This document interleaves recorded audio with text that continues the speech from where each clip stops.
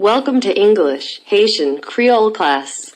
Bienvenue dans classe anglais créole haïtien. À Miguel Paul. Moi c'est Miguel Paul. This is episode 9, part 3, pronouns. Ça c'est épisode 9, partie 3, pronom. Second person, Deuxième moun, only one. yon sel, You, ou, you, ou, you, ou, you are, ou, you are, ou, you are, ou, yours, ou, yours, ou, yours. ou.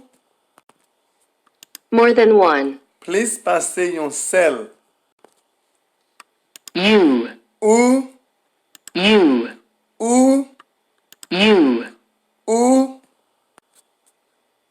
you are, ou, you are, ou, you are, ou, yours, ou, yours, ou, yours.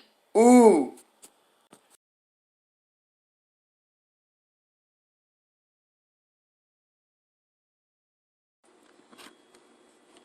Welcome to English, Haitian, Creole class.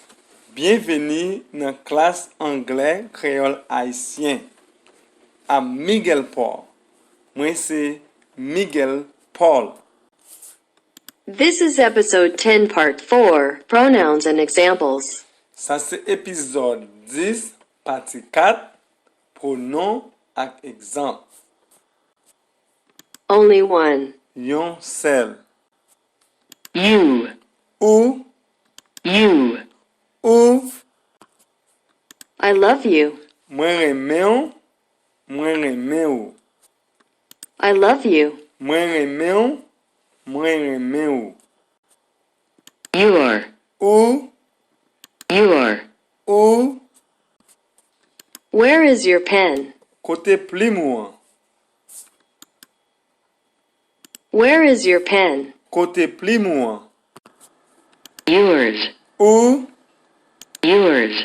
ou, Is that yours? se pou, Is that yours? se pou.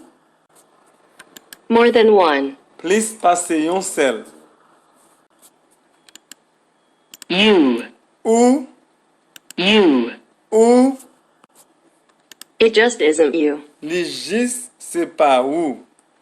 It just isn't you. Li jis se pa ou. You are, Ou, you are. ou,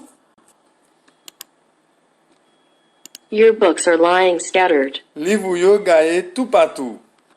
Your books are lying scattered. Livou yo gaye tout patou.